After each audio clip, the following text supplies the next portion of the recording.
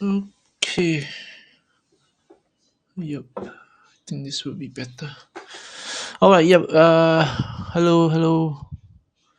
Testing. Mic test. Okay. Can. Yep. I think we're online. So yes. Today, as usual, I'm actually covering the forex analysis that I always do on a weekly basis. And yeah, welcome to the STVB, shadowing the big boys live analysis of the market coming for the next week. Okay, so yeah, just a as usual, what I will be doing is basically the review of last week, and then let me just go on to change. Yeah, I think yeah we can review for the last week, and then also what I would do is to look at what we can possibly trade and what is the possible direction of the market. So yeah, I always like tend to use possible movement because nothing is for 100%. So we also always need to keep a open-minded. I mean, we need to be open-minded in terms of the direction of the move. Like let's say, if I am bearish on the US dollar this week, but somehow something happened over the week and things changes, so I will adjust according to it and see if that is still valid, or I mean that's still aligned with my type of trading and my style of trading. Then yeah, I will go ahead with the sort of like a new direction that has developed or formed. So yeah, coming back to the analysis part, yeah, we can actually go on to talk about this USD, which I did mention about USD. I am still pretty bearish on for the last week. So last week, let's roll back to what I've mentioned. Yeah, so this is what I mentioned. Wait. No, not this. April 9. But yeah, pretty much the context is the same. I'm still um, going on the downside for the USD, but just that for the past week it has not been moving that much. Yeah, you can see just on the daily, yeah, just on the daily candles, you can see the last past 5 days it has been ranging in about I mean, yeah, it has been range bound. And yep, but forming like a triangle. So this one I will revisit it later on. So that's on the USD, and I will also go on with the pair of yeah, I written something down over here like Aussies New Zealand. That will be something I will visit as well. Then pound Aussies, and also US dollar SGD, not that much, but it is at a interesting level that we can look at. Yeah. So coming back, let's move back to the Forex Factory. So Forex Factory, yeah, just wanted to show what are the oncoming news for this week. Yeah. So it is now on. So this is the Forex Factory calendar page. So on this calendar page, right, you can actually find out what is the. I think if you have stayed long enough in this video channel that I have, sorry, it is basically a calendar that shows you what are the key or important news release forex related to forex news release that is coming out for the week to come. Or I mean, even if you want, you can go back. You see, you can actually roll back to as long as you like. I think, yeah. I mean, of course, there's a limit to the data, but yeah, you can also roll back to some point in history to look at what is the um, news release. So if let's say you do have the interest to develop some news related strategy, you can go back to the specific time and specific date, what happened and what is the price action, how is the price action like during the particular news release. So yeah, maybe you can formulate something out there as well. So yeah, that's on the Forex Factory. So Forex Factory wise, let's go back to what is currently happening for next week. So for next week, Monday, we don't see anything much. Is on the German business climate. Yeah, nothing much. No key economic release. But on Tuesday itself, we do see that okay, for New Zealand, Australia Bank, they are on holiday, or for Italian bank also as well. Then you have the USD news release, which is at 10 p.m. So if you are holding USD on a short term and for a short trade, then yeah, you probably need to be aware of this news, which will move the market either up or down. Yeah. So or even like a whiplash is also possible. Yeah. So that's on Tuesday. And then for sorry. And then for Wednesday itself, you do see that we have a early morning CPI release from Australia. So this will definitely move the currency pair. I mean, yeah, currency pair related to Australian dollar. And then Thursday itself, you have USD GDP. I think GDP will also um, affect the US dollar, yeah, because it's related to trade and stuff like that. Employment claim as well, because this will give the Fed some hint on the what you call that, the changes in the interest rate and the employment market, right? So yep. And then last but not least, on Friday itself, you do see this yen. So yeah, for yen, I mean BOJ report and policy statement, this can be quite tricky because yeah, it is a tentative timing. So at any point of time, I maybe it's in the early morning, let's say 10 a.m., 11 a.m.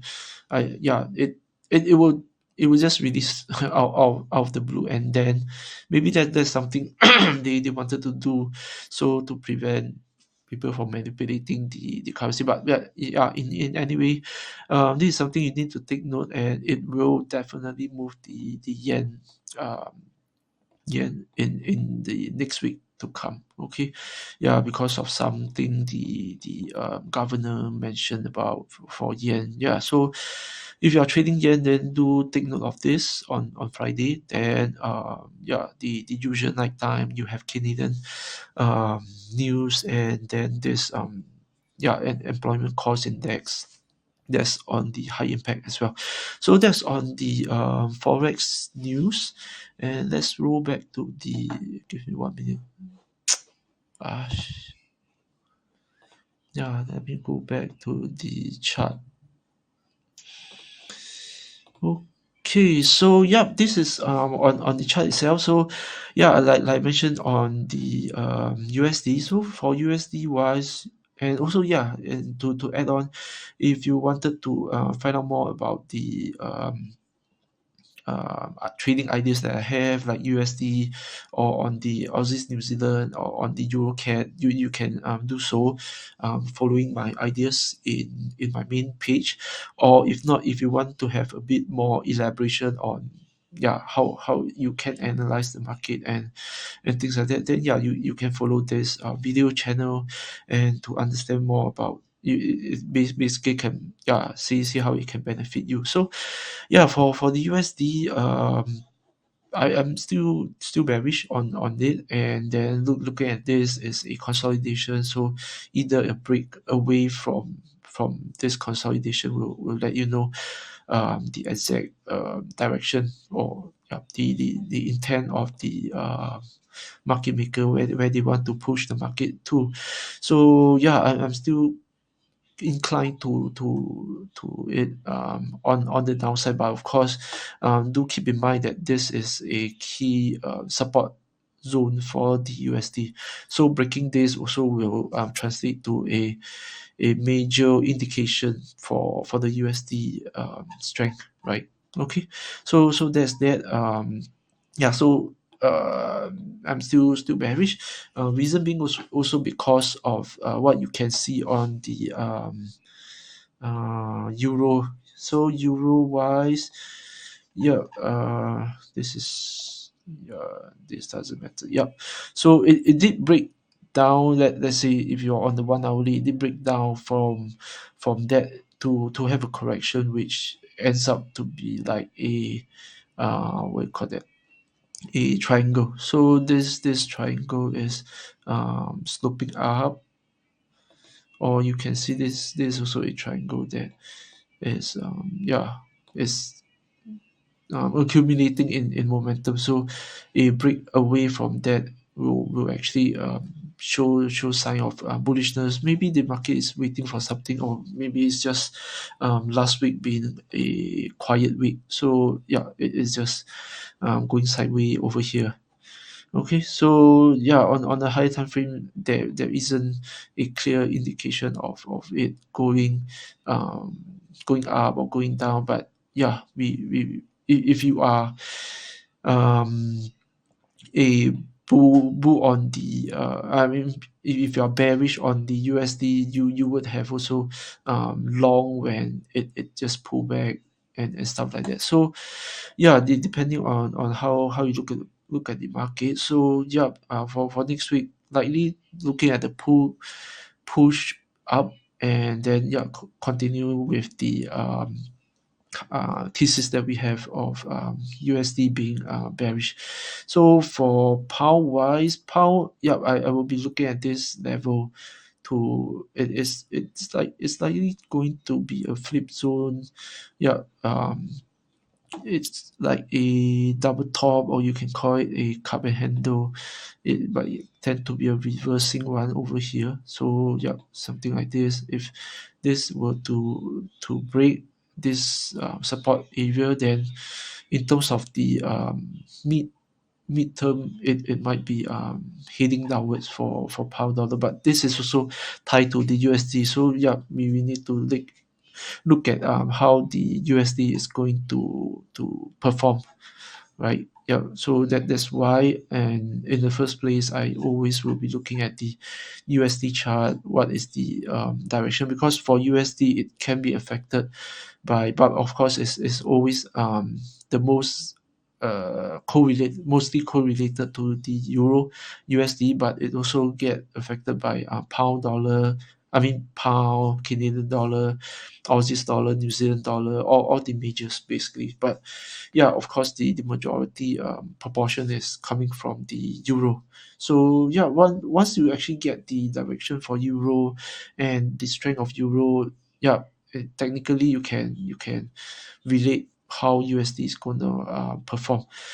Okay, then for dollar Swiss franc, I'm also quite bearish on that.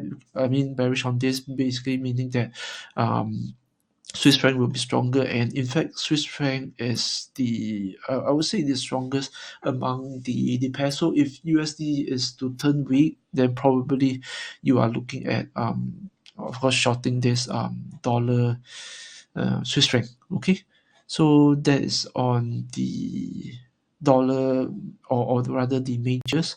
Then the next one that we can look at actually is on the pound or this. Yep, yep yep yeah, pound or this. So this was the direction that I was looking at, and it has indeed broke down, and it just went on consolidating. But you do see that this range has sort of like being broken on Friday itself. So let's see how it can actually clear this not support yeah, support turn resistant level. So it can be cleared, then probably it will continue this uptrend that I mentioned last week. Okay, then likewise for Euro Aussies is right now, yeah, at this zone that is of a supply zone. Then yeah, just take a look at this. Nothing much or nothing interesting.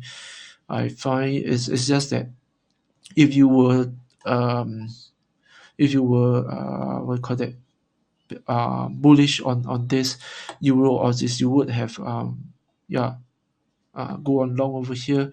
Then the next one actually I wanted to bring across is this Aussies New Zealand. So Aussies New Zealand, I have been also monitoring it and has been trading on it as well. And this just last week I was mentioning that if it were to break out and close higher, which in fact it did. If you look at the daily time frame wise, on Monday itself, Monday it has already closed up over here and with pullback in the subsequent 2 days, then this should be the place where you are looking at pullbacks to go on long on. Depending on the time frame that you want to trade, it can be a 1 hourly, it can be a 4 hourly, depending on how you want to trade. So, and this move is in fact having it has already have four pushes. So this is the first one consolidated, the second one, then a pullback, the third one, this is the fourth one. So likely there might be a deep I would call it correction, or you can call it a retracement before it push for the fifth one, or it can also go for the fifth one, then it pull back pull back to have a deeper correction. So that's the nature of forex. It's a mean reverting instrument. So it definitely will come back to some level. It can be here, it also can be here, depending on how much the market maker want to push it. But overall right now we are still looking at the uptrend. So just that if you want to go on long, you can, but just to keep in mind that the push has been on for the fourth push already. So if you are going on long, that might be the fifth one.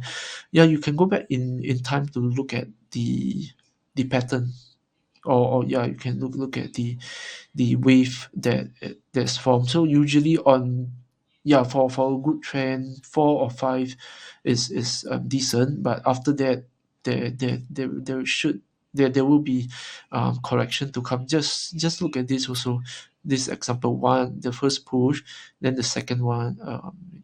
If you can't see clearly, maybe I can just draw a line. One, the first push, the second push, there's a correction, the third one, and this is the fifth push, after which it tends to go on the sideway. But since this is on a downtrend, so if there's a pullback or there's a retracement, then probably you're looking at the short over here, or it can be over here. I mean, of course, you won't get the pinpoint precise entry every time, and you tend to also get stop loss also, possibly in some area over here. So but the main idea is get the main direction clear, and then trade with the bigger direction.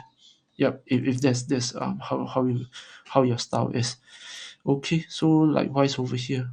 Yeah. Okay, so that's Aussies New Zealand. Then the last one actually I just wanted to touch upon is Eurocat. So Eurocat, if you look at the daily time frame, it is you can see it, for yourself, is on the upside. This is a nice uptrend, I would say. So the price actually came back over to this area, and it start to ding dong for a while. I think I did mention about this a bit last week, or maybe it's on pound Canadian. So this is what it is happening. So it didn't actually broke down further from this level after that. So it basically just went up, and this should tell us that the direction has already moved back to incline towards bullishness on the Eurocat. So I think it would be good if we are to wait for some pullback, because over here you can see even on the 4 hourly there isn't much correction yet. So if you are someone that has gone long over here, maybe you're still sitting on your profit. So yeah, let's wait for the pullback to come, and then we can take a further look on this to go on long for the pullback. Okay, so that's on the Euro CAD. Then lastly, maybe a bit on this dollar sing. So dollar sing, is there isn't any much move over here. So just also like the other dollar pairs, we are actually looking at the, yeah, breakout. Either it's going to break out higher or going down from here on. Okay, so yeah, this is so much I wanted to share for this week, and hopefully you all gain something and take away from here. All right, so yeah, that's the end of the webinar today. Okay, see you all next week. Bye bye.